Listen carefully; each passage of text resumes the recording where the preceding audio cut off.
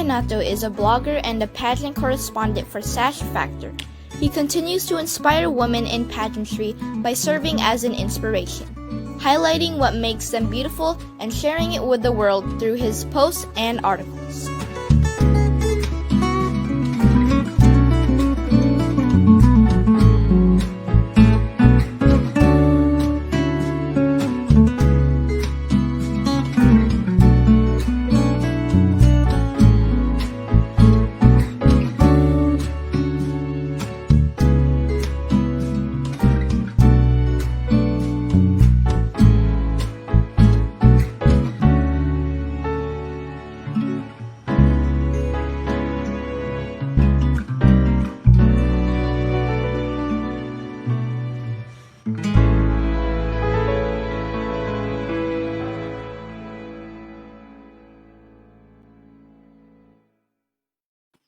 And welcome to another episode of In Love With Me, where we feature inspiring individuals who share their amazing stories. I am your host, Mafae Yunon-Belasco, and for this series, our topic is being empowered during quarantine.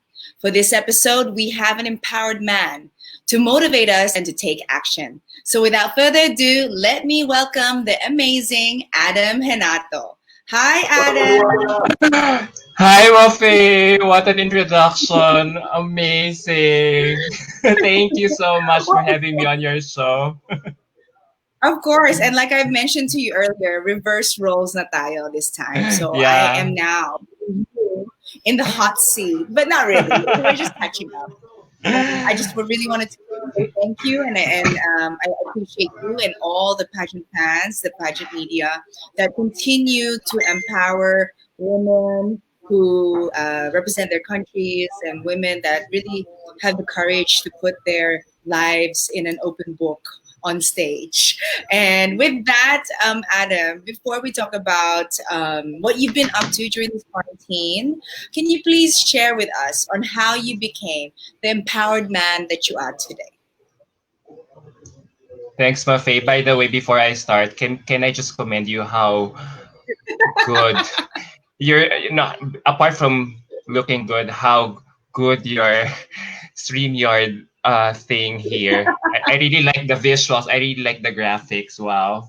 Great Thank job. you. I It's wanna a team effort and trial and error. So go ahead.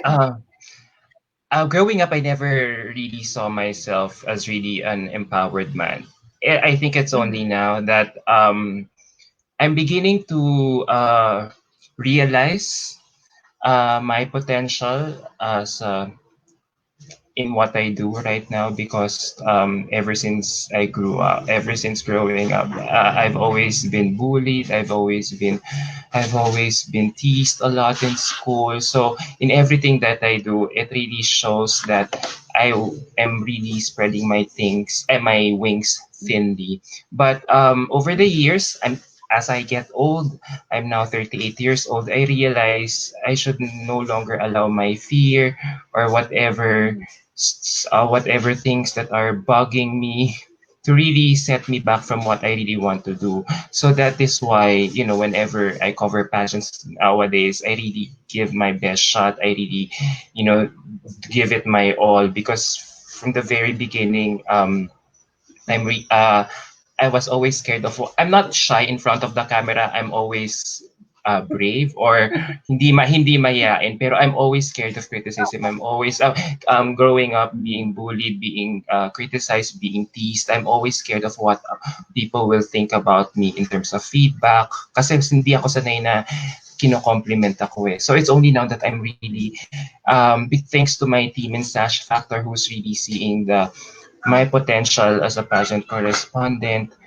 So it's only now that I'm really beginning to maximize and see my potential that I could really go big here if I really, if I really do my best here at my work in Sash Factor. Mhm. And where did the passion of writing start? Um,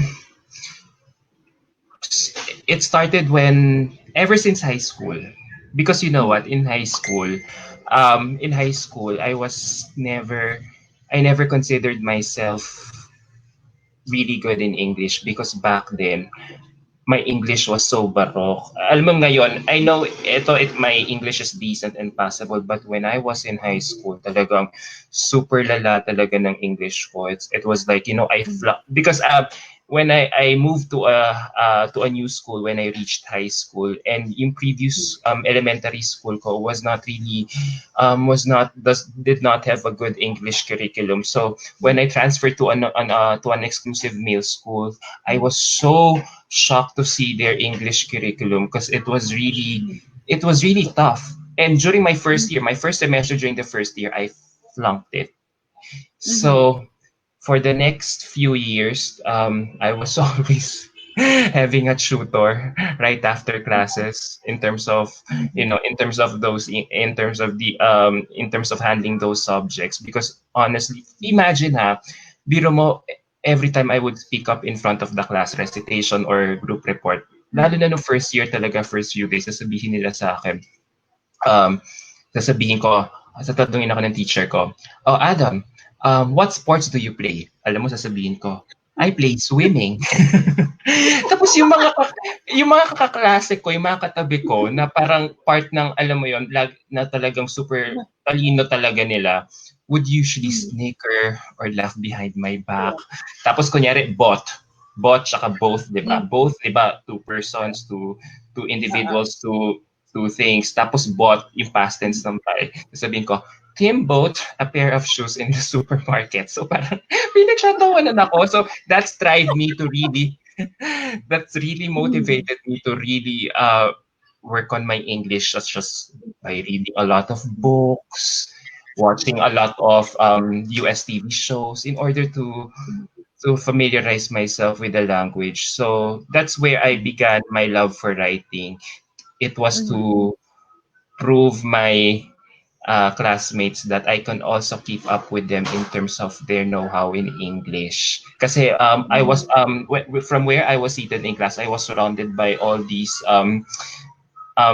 people who were really excelling academically. Talagang their grades would never fall fall below 90 or 91. It's always above average. So I was really pressured. That's how I was able to keep up. And until now, from then until now, I really have been managing, I've been really having a conscious effort to really do my best when it comes to speaking in English, because every time I remember in high school, um, it makes me feel like, oh, this is where it all started. This is, I really saw my growth as a student, as a high school student, until all the way in college, until I became, until in what I'm doing right now. So yeah, that's where my passion, that's where my love for writing and even reading books started. Kasi talagang takot na takot akong, alam mo, hindi bash yung mapagtawanan sa klase. I have to level up to my classmates, otherwise talagang I'll never see the end of it. Talagang they'll really mock and laugh at me all day long. So I had to keep it up, to keep up. And so, how did the relationship with Sash happen? How did you start being their correspondent? No, before Sash. Actually, after college, I work in the corporate world for 3 years, and after that, I decided to help our family business full time. Pero deep inside, I really wanted to do something that have something to do with the entertainment or pageant industry, because when I was a young kid, di ba, remember, I was being bullied because of my actions, of my mannerism. Mahilig ako manood ng That's Entertainment. I don't know if you know that show. Yeah, It's I do. every afternoon I would watch that show, because you know why? Because our maids would usually watch that show instead of napping. I would You watched watch, that show then. I would join my our kasambahays watching That's Entertainment. So that's how it all started. My fascination for celebrities, for all the glitz and glam started. Talagang nadala ko yan and all until college. So talagang deep inside, I really wanted to be in showbiz, whether in front or behind the cameras. Tapos, yun nga, so as I got older, since mahilig ako sa mga celebrities, may mga, mahilig ako magpa-picture sa mga artista whenever I would get the chance. Kunyari, whether I saw them in the mall accidentally or sometimes I would ask my friends to bring me to the studio of ABS or GMA. That's how it all started 2007. I remember one time si Rufa, I went to Rufa Gutierrez's charity bazaar in Davao. That was like 14 years ago. And at that Yeah. time, Richard was really getting big in showbiz. So what I did was I really bought all his all his panindas, yung coat niya. So talaga, natuwa sa akin yung production assistant. Natuwa sa akin yung production assistant. Sabi niya, oh, thank you for making Pacquiao everything. Tapos sabi niya, yeah, sabi ko, pwede po ba magpa-picture kay Richard? Ganyan magpa-picture. Tapos he offered me, would you want this a production assistant of Rufa was a personal assistant of Rufa was asking me, "Oy, since you like anything, you like everyone from showbiz, would you like if I bring you to ASAP or to the backstage of ASAP kasi that time Rufa was still hosting the bus. So I could bring you there, ganyan. So I would always so ayun, so that's where it all started. So every Sunday after church, I would go to ABS-CBN for 2 years. So itong mga artistang to thought, siguro probably how I look, thought that I'm uh, na-sponsor ako na parang I don't just look like an ordinary fan because I really dressed up. Talagang alam mo yun, hindi man naka-coat and tie yun. Parang alam mo yun talaga. And the celebrities would really mistake me for for a sponsor. Tapos that's how it all started until to the point na I would even come to events uninvited.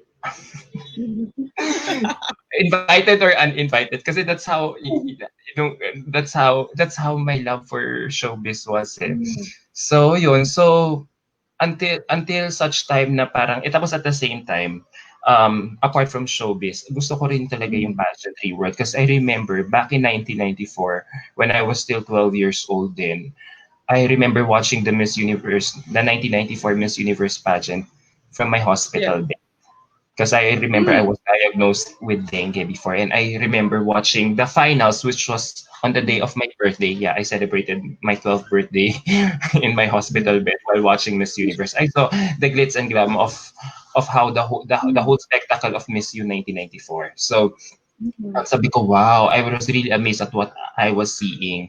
So from then on, doon na talaga nag-nurture yung love ko rin for pageantry. After 1994, kay Miriam na, yung 1999. And I would remember, I was already in college then. Every break that I had in school, I would always spend it in the library and go to the newspaper section, yung mga archives. And I would get all the articles,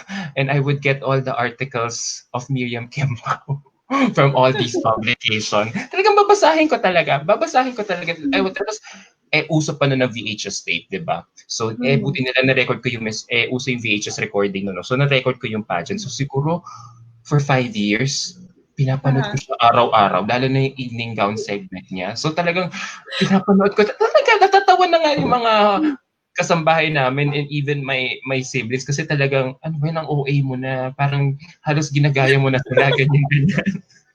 So until then, after Miriam, di nag-draw tayo sa Miss Universe. So yun, naging pageant fan ako. So I would always come to events uninvited, whether sa Parade of Beauties, invited or uninvited.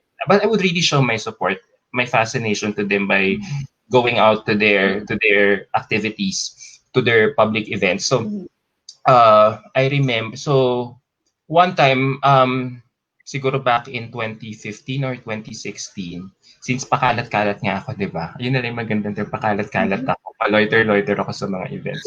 Siguro nakikita, kasi nagugulat sila, parang, sino ba tong taong to?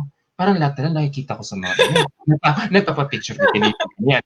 Nagugulat mismo yung mga tao, kasi ang lakas ng loob ko talaga, parang, I would really go up to you and have my picture taken if there was an opportunity for me to do that. I would really, and I remember most of the time, ano lang pala if once I go ahead of them, after me, magsusunuran yung mga ibang fans. So, sabi ng mga tao sa akin, parang, sino ba tong tao to? Parang hindi naman taga showbiz, hindi naman taga, ano ba trabaho nito? Pero bakit parang ang daming alam? Ang daming alam na chismis, ang daming alam na stories. So, ganyan-ganyan. Tapos, that's how my former fellow pageant correspondent, Jason Cappuccino, invited me to be part of. Kasi back then, when he was part of Sash Factor, he would really write articles, juicy articles about anything in pageantry, gossip, news updates. So I would really peruse all his articles. Tapos until such time I was engaged at I was so engrossed to him. I would really message him, seek him out for his opinion, and even parang siguro sometimes parang would parang contest his views on certain matters. That's how our friendship began. Tapos sabi niya, hey, kinukwento ko kasi yung mga buhay ko rin sa showbiz. Alam mo, ganito si Sam Milby, ganyan-ganyan. Uy, alam mo ba si ganyan-ganyan? Tapos nagugulat siya sa akin, parang sino pa itong kausap ko? Tapos sabi niya, gusto mo magtrabaho sa Sash Factor? Sabi ko, anong trabaho ko sa magiging trabaho mo? Ano lang, correspondent ka, magko-cover ka ng mga, yun nga, ng mga screening, ng finals, ganyan. Sabi ko, yung mata ko talaga, sa messenger lang kami nag-uusap na talaga. Talaga po? Ako po ba talaga yung ano nyo? Ako ba talaga? Are you sure? Ako yung talagang gusto nyo? Feeling ko kaya nila ako kinuha dahil malakas ang loob kong sumugod sa mga events. Diba? Yung talagang wala. Kunyari nakita kita. Okay. Kunyari if you were probably reigning by the time I got in Sash Factor, I would really go my way out to really interview you. Makikipagsabayan ako kay Mario Dumawal, kay MJ Marforix, and kay Nelson Candas para makuha ko yung news soundbite na ganun ako kasi during those times I was not yet part of Sash Factor. I was really doing all these attending these events uninvited. Talagang malakas loob ko magpa-picture talaga. Yung parang picture lang yan na talaga, excuse me, ganyan. Sina Casey, sina Piolo, si Hart, sina Tony Gonzaga. So until such time, some of them even became my friends. Diba? Parang tuwa ako, alam mo yung crowning moment ko nung parang, before I came in Sash Factor, yung in-invite ako ni Hart sa Manila wedding reception niya. Alam mo yun? So parang sabi ko, wow, I finally arrived. Alam mo, pagiging social climber ko at yung bunga din. You're sharing your passion. You admire people who have made it in the limelight. You were inspired by them. Ito pa, last na. Even before I got in pala in Sash, kwento ko lang din na sa sobrang pagiging fanatic ko nga, I was able to go to the Oscars 2015. Wow. Dahil sinulaan ko, dito mo makikita kung pag empowered ako sa isang bagay, gagawin ko lahat talaga para manalo ko. Would you believe I was able, nanalo ako sa pa-contest ng ABS at Lifestyle Network or under Sky Cable. That afforded me to go to the Oscars and watch the red carpet live right in front of my eyes. And you know what I just did? As syempre I joined the contest. Huhulaan ko yung mga mananalo. In each category. 24 categories from the technical awards all the way to the acting awards. So hulaan ko. And ang mechanics whoever garnered the highest number of correct answers would go to the Oscars the following year. So research ko talaga. So that's how it all started for me. Yung love ko talaga for pageant and showbiz. Kasi deep inside even when I was younger, I really wanted to be part of showbiz talaga. Nag-audition din ako sa PBB. I got tapos nakapag-guest ako sa Deal or No Deal. Dahil nga sa ganito kinukwento ko sa iyo, Mafae. Nakita nila yung parang, would you believe I went to the States in 2009. Sikat na sikat ang American Idol na, no? Talagang I hunted down Ryan Seacrest all the way to his radio station just to have a photo with him. Because that's how engrossed I was. That's how I looked up to him talaga. Sobrang impressed ako sa kanya in terms of hosting skills. And even Paris Hilton when I was here, when she came over for a visit here, talagang alam mo yun, talagang syempre I came in uninvited again and really tried work my way up until I finally got a photo with her. So alam mo yon, yun talagang pag anything that had something to do with showbiz and pageantry talaga all out. So that's how Mm. Sash Factor discovered me na parang ay magagamit namin tong That's taong to.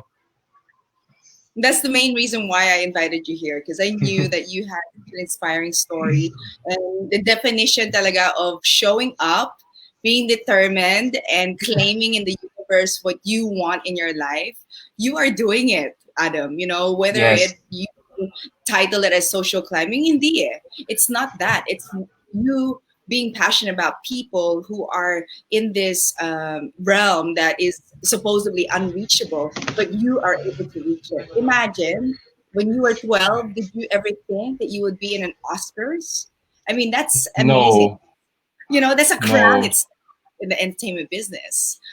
Considering the fact that you were independent journalist, and then now that you are with respected Pageant publication, side. Yeah. that's also another great title. So with that, I know you mentioned that you were bullied, and that's how it made you stronger, right?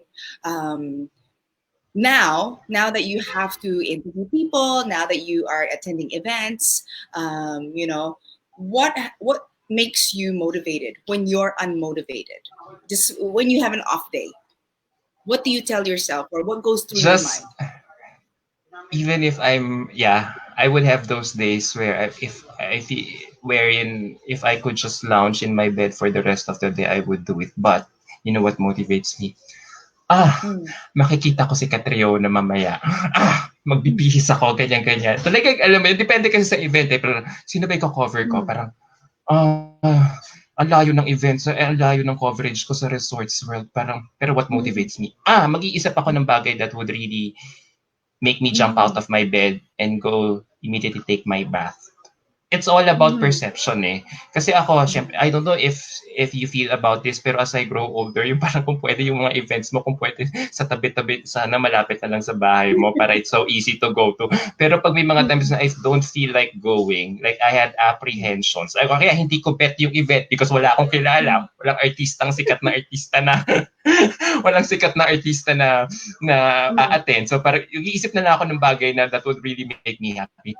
Siguro the organizer would give me some shows, would provide some shows, food, or even give away money to Mm. us. So parang yun na lang iniisip ko. That really motivates me. And siguro dahil Mm. nga may goal ako na parang, kasi dati, before I got in Sash Factor, ang gusto ko talaga Mm. maging celebrity, artista, acting in front of the camera. Feeling ko kasi I have a jolly person, outgoing personality. But ever since I got in Sash Factor and observing everyone around in my coverages, parang gusto ko Mm. na ngayon maging Mario Dumawal, Dayan Castillejo, yung parang kahit na alam mo yon kahit na super senior na sila sa ginagawa nila, they have still earned the trust of and respect of all these celebrities.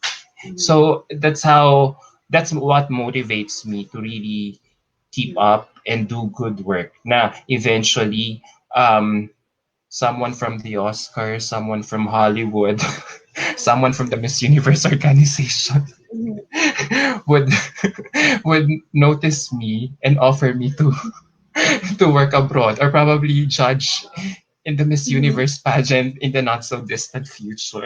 So yun yung mga Good. nagpapamotivate sa akin talaga, and it's Good. working because it's really making mas nagpapa-jump out of my bed pa yung mga ginagawa ko sa Sash kumpara doon sa ginagawa ko sa family business ko. Kasi mas alam mo yun, Mm. whenever I'm in this world, I feel like whenever I'm doing this, I feel like I'm being transported to another world. When everyone would have vices like drugs, ano pa, Mm. sex, or ano pang mga vices nila, ako talaga addiction ko ito. Mhm. It's really a world away from my reality. So every time I'm so stressed, tapos turns out there's an event that I have to cover, punta lang ako, Mhm. parang okay, ito yung ano ko, parang stress reliever ko because I'm seeing everything I'm seeing everything beautiful and sparkly. Alam mo yon, parang feeling ko this is the life I I want and I want for my life in the next few years. So ganon. It's just mind setting and na parang okay, Mm. this is probably every event or every situation, every work that Sash Factor provides me is a step towards my ultimate goal, which is probably be the next Mario Dumawal or the next entertainment correspondent for E-News or Entertainment Tonight. So alam mo yun, ganun. So yeah. Yes, dreams Sorry. are can come reality. Sorry, No, Ander. Adam, your feature. Like I told you, there's no time there. Walang bell, okay? So with that, in line with, of course, this campaign that I am promoting, mental health, you did touch on a subject that is also sensitive, which is bullying.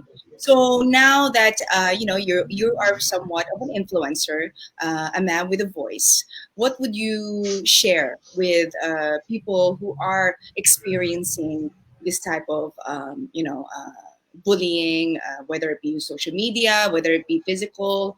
How can you help them right now? Uh, siguro, if I would be given a chance to talk to one of them, probably this is probably a high school student, probably Mhm. uh, in their teens, early teens. Siguro, siguro knowing what I know now, Mhm. given what I went through before, I would probably tell my younger self or even those younger people to really hold on to it. Hold on to whatever makes you special, regardless if you're being bullied or being mocked when you run along the corridors.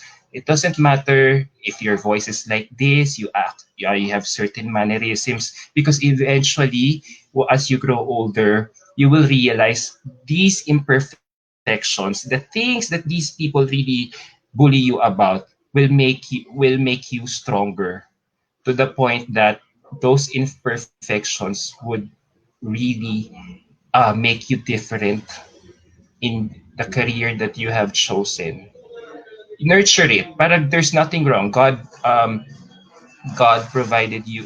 God has created you to be a certain way, and there's probably a reason why He created you to be like that.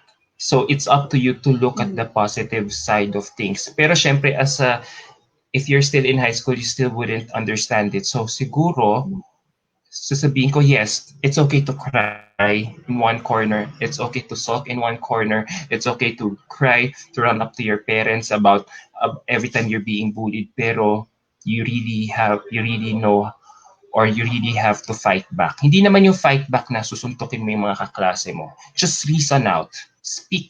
Speak back to all of them. Mhm. Doesn't matter kung if you end up in the principal's office or pagalitan ka ng mga magulang mo when you get home. But the most important thing is you were able to defend your own truth. You were able to defend yourself. Kasi that is one thing I never did when I was in high school. Hinayaan ko silang lokohin ako at uh, uh, imak ako.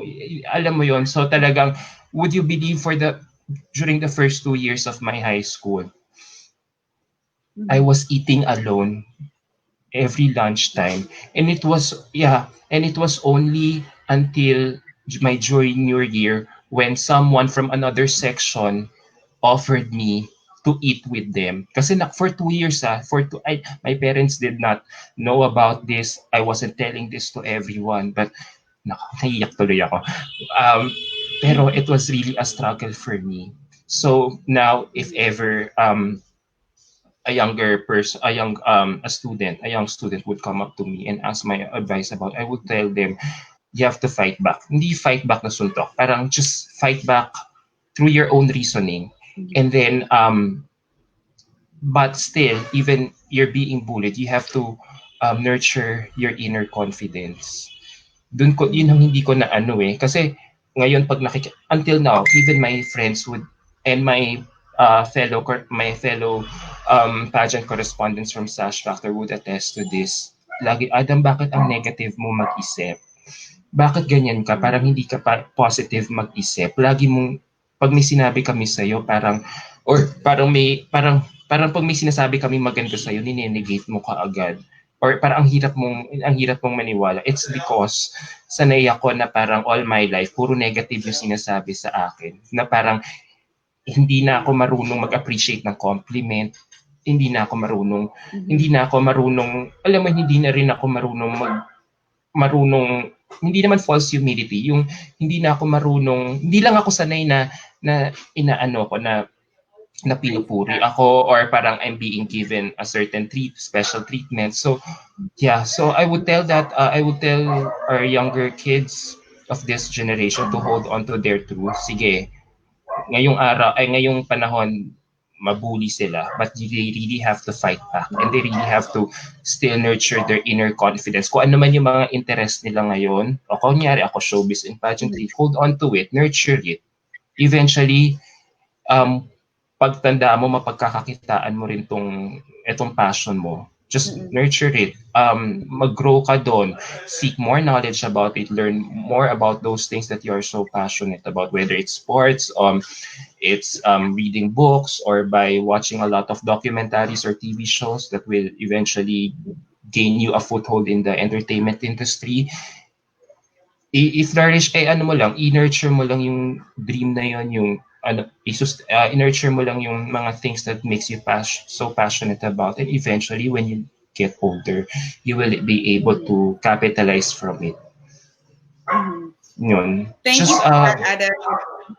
It is tough to talk about experiences that you go through growing up.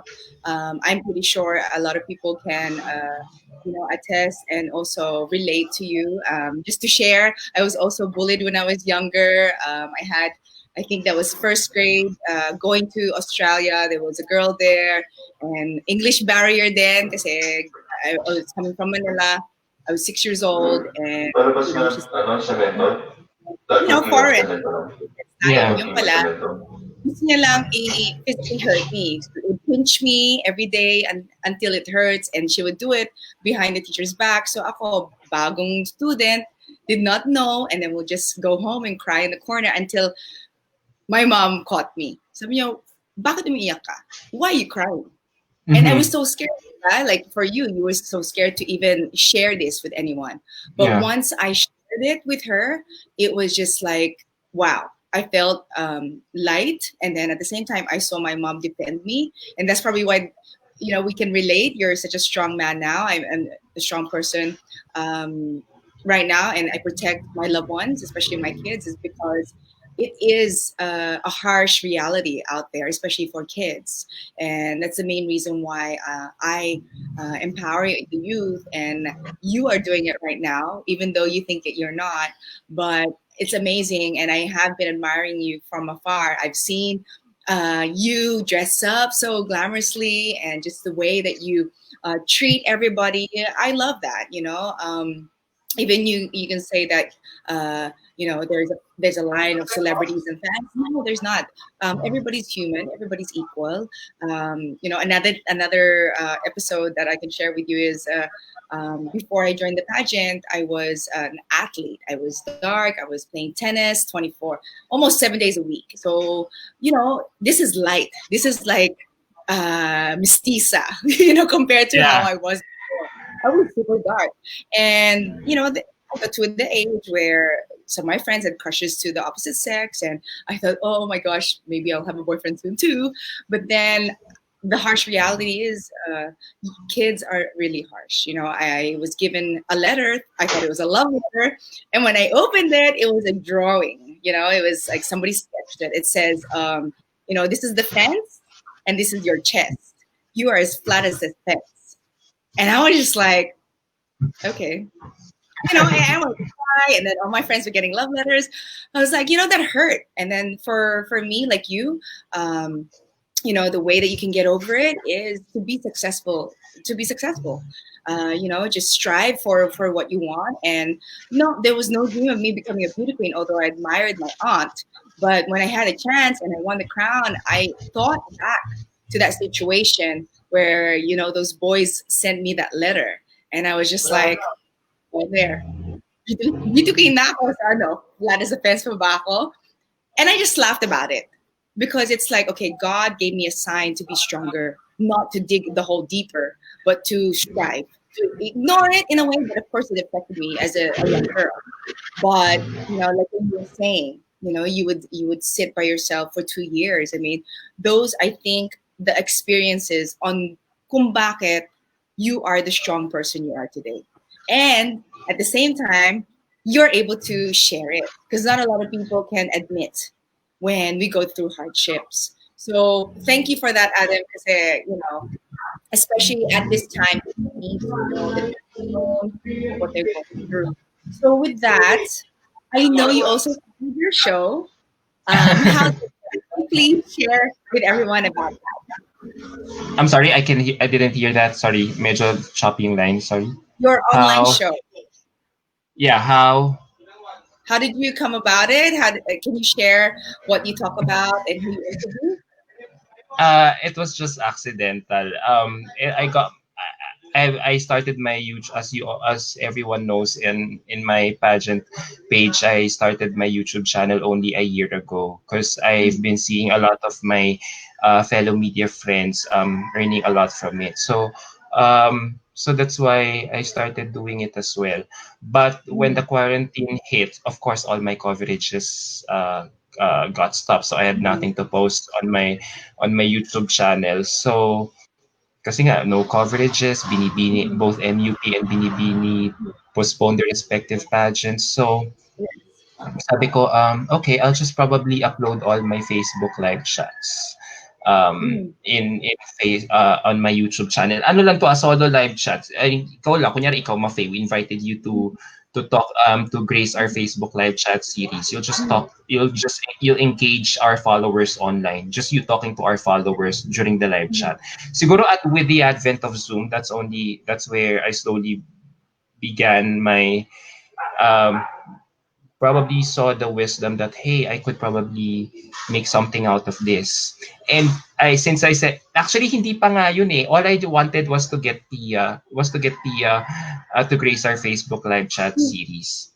So kasi it Uh-huh. was my birthday, parang I really wanted to make a birthday month long birthday celebration on our or on our pageant page to benefit our followers then. So lo and behold, fortunately, my request was granted. So, it's from then on, parang I never stopped um, interviewing queens for this. Parang kasi since I'm kind of, kasi they realized how quirky, how insightful my questions were. The questions that I would usually ask my subjects would normally be questions that haven't been asked before.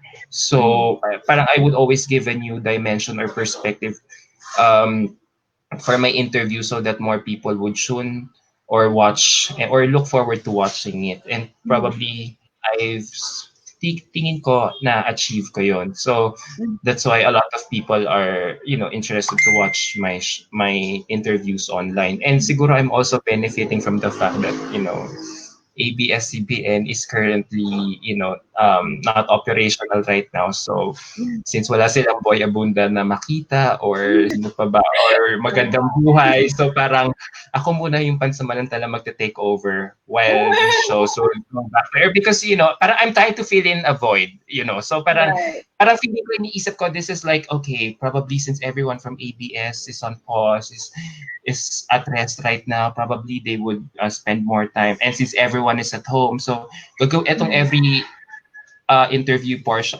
every interview that I do with these beauty queens would be like my audition tape. But remember, I have a goal. I want to become a Mario Yes. Dumawal. So parang I'm treating each episode or interview as like, an audition piece or audition tape to get to my bigger goal, which is probably, uh, to get to ABS or GMA para naman masabi ko na parang para my parents will finally be happy na parang okay, yung pagiging gate crasher niya, yung pagiging social climber niya, may narating naman pala to. Alam mo yun, may narating naman pala siya. So, yun lang. Kasi this is something that I've always wanted to do ever since I was in high school. Talagang talagang gustong-gusto ko talaga sa showbiz talaga. Alam mo 'yun, gustong-gusto ko ini-interview kayo. Kunyari ikaw, "Hi Mafae, how is it like how was it like living abroad? How is it like competing in Miss World?"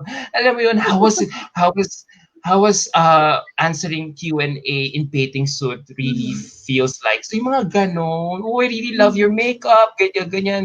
Okay, may advocacy na, "Oh, I really like what you are doing right now for your advocacy, Mhm. talagang you are so empowered." Yung mga gano'n talagang ako kasi yun yung brand ko eh. Kasi I came from a fan perspective. So syempre, naturally, when I would go up to you guys, syempre puro positive. Kasi nga, lalo na pag gustong-gusto ko talaga yung tao, I would really say a lot of things that would really come out of my heart. Para kasi ano eh, parang hindi ko talaga makita yung sarili ko na parang asking questions that are so controversial and that would make my guests so uncomfortable because ayoko rin malagay sa ganong situation that I would be forced to answer something that I don't feel like discussing. I don't feel comfortable discussing in front of the camera. So gusto ko parang every time I would meet a celebrity, parang ano lang, casual kwentuhan lang, light, fun, chill, relaxing lang. Ayoko yung parang iintrigahin kita, "Oh, Mafe, how's your love life?" Parang, "Have you and Sir Nick have been how many fights did you and Sir Nick already have ever since the lockdown started?" 'Di ba? Yung mga gano'n, hindi gano'n yung trust ng ano ko eh. Parang gusto ko parang, "Oh, what are the productive things that you have been doing during this quarantine?" So, kasi at the end of the day, ang goal ko rin kasi is for me and my viewers to learn something from you. Parang, or they will be able to pick up something refreshing or insightful that they could probably apply in their respective lives. So, ano ko eh, parang I see myself nga as parang sino ba yung parang magandang buhay or ano ba, or yung mga lifestyle show, basta feel good lang. Ayoko talaga yung boy abunda na talagang I'm gonna grill you so that I'll get the ratings I want from my TV show. No, no, no, no.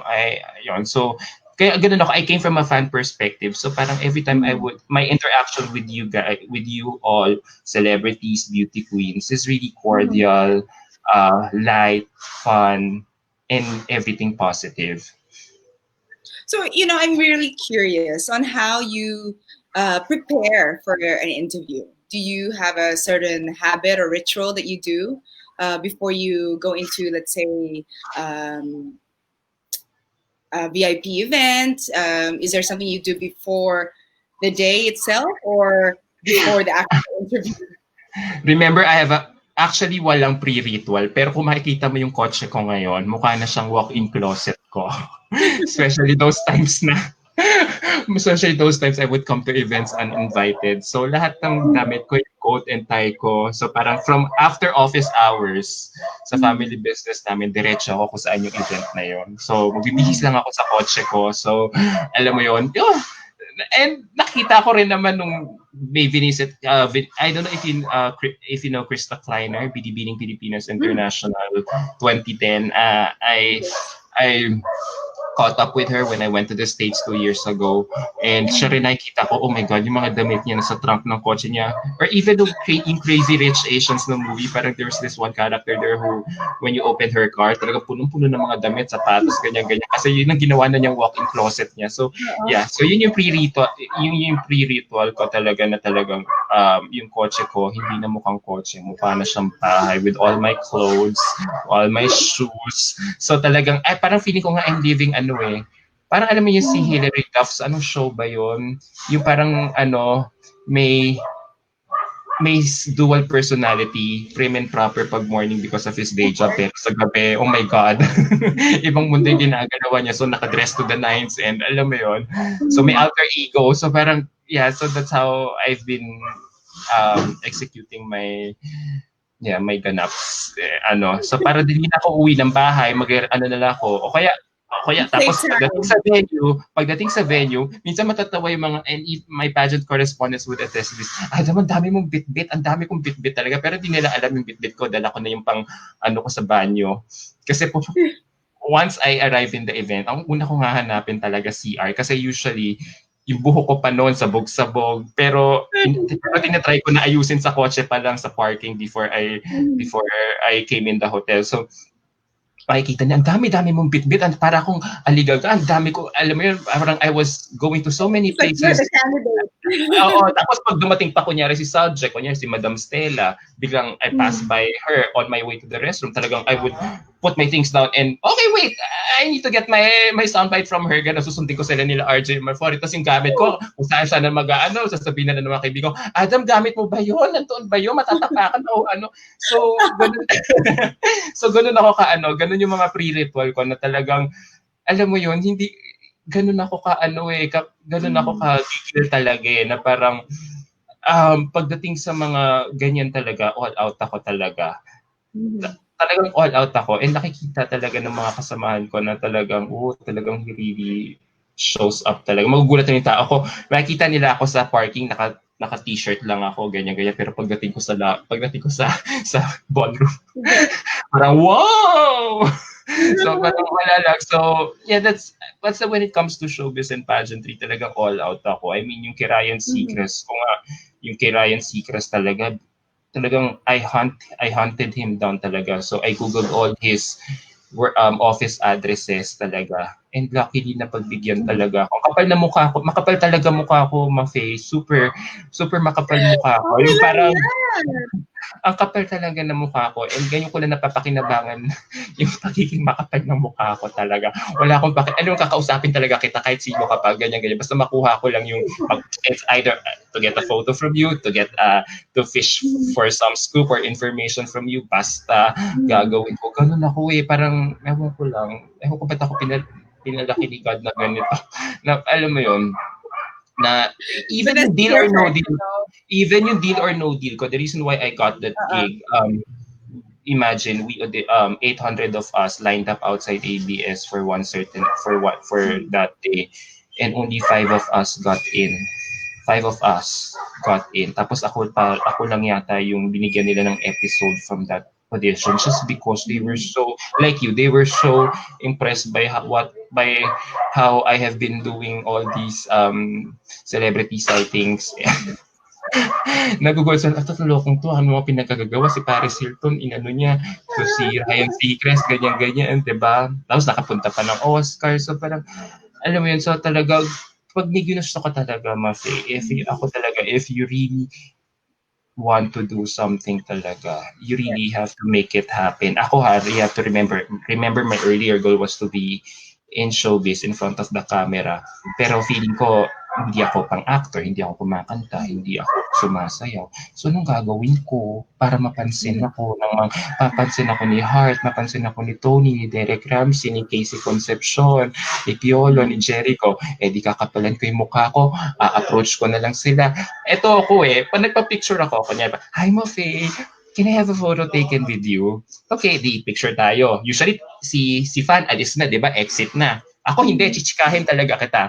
"Oh, you know what? I really like what you're doing. Ganyan, your dress was so good during Miss World.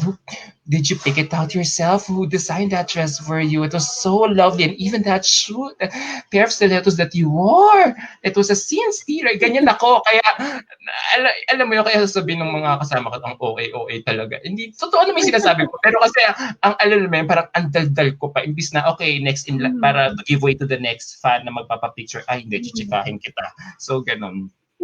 So, But so that's what ganun ako. that's the thing that I appreciate about you is that you do your research on these people that you are admired by, and so when you Yeah. do see them face to face, they know that wow, alam niya.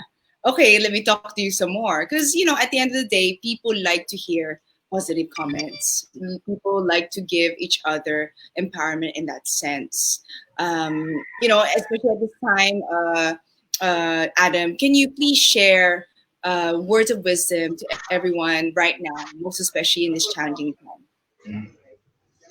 Um, I see, just like Catriona, we have to look we have to look at this situation with a silver lining. I know it cannot afford us to go back to our normal life just yet because we are being hampered down by all the rules that our government is posing on us in terms of what to do during this lockdown. But um more time at home means more me time for yourself. So perhaps you can discover something new about yourself, do more productive things. In my case, since my online show is booming, I'm all the more reading a lot of books, watching how getting tips from people like Paulo Bediones, watching a lot of Boy Abunda tapes as to how they have been executing their hosting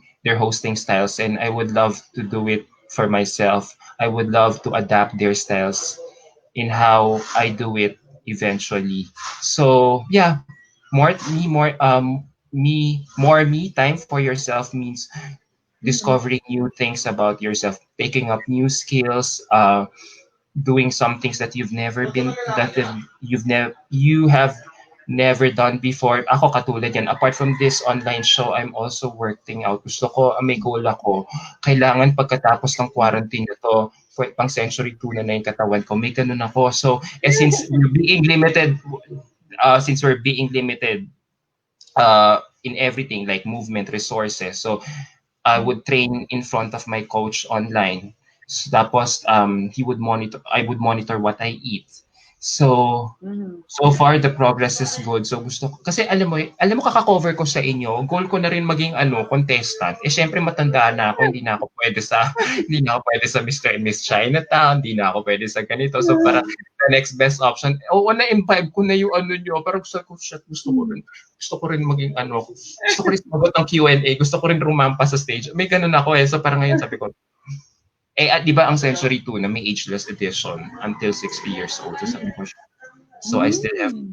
they still have 20 more years to deal with me. So sabi ko, sige, projectin ko. May goal akong ganun eh. Nakaka-cover. Wala, nung pumasok ako sa Sash, wala naman akong balak. Alam mo, gusto ko lang mag-cover. Pero since I keep covering you guys and all the events that are attached with you, so parang sabi ko, kung gusto ko maging artista noon, feeling ko naman may face value din naman ako. Matangkad naman ako. Yun nga lang, overage na ako. So parang hanap ko na lang ako ng nahawa na ako rin talaga sa inyo. Nakukuha, syempre, alam mo yun, na-gets mo because I'm so into it, you guys. Gusto ko na rin kayo gayahin. May ganun ako eh. May ganun ako. Of course, hindi naman ako pinanganak mabay ko not wear evening gown. So sabi ko, sige. Century 2 na ako to advocate for fitness kasi this is something that I've always been wanting to do. So so far so good. We'll So wait for that, Adam. Sinabi mo yan. So we'll make sure to support you with join Century 2 na. Thank you for sharing your life story. Thank you for being very honest with what you've been through, and I know that you have helped everyone, most especially at this challenging time. And I know there's so much more to know about you, and I do encourage everyone to please tune in Adam's show online, and I'll make sure to put the link of his YouTube channel on this caption so that you can view it. And I'm also sure that Adam is more than happy to answer any more of your questions. Maybe you want to ask him for advice on how to be a successful writer and also our correspondent or a journalist. Adam, as you can see, is an open book. He is more than willing to inspire others. And he takes action, guys. This is a guy that really goes for gold. He does what he wants, when he wants, and make sure he is successful. So with that, guys, actions speak louder than words. And thank you for tuning in another episode of In Love With Me. Thank you, Adam.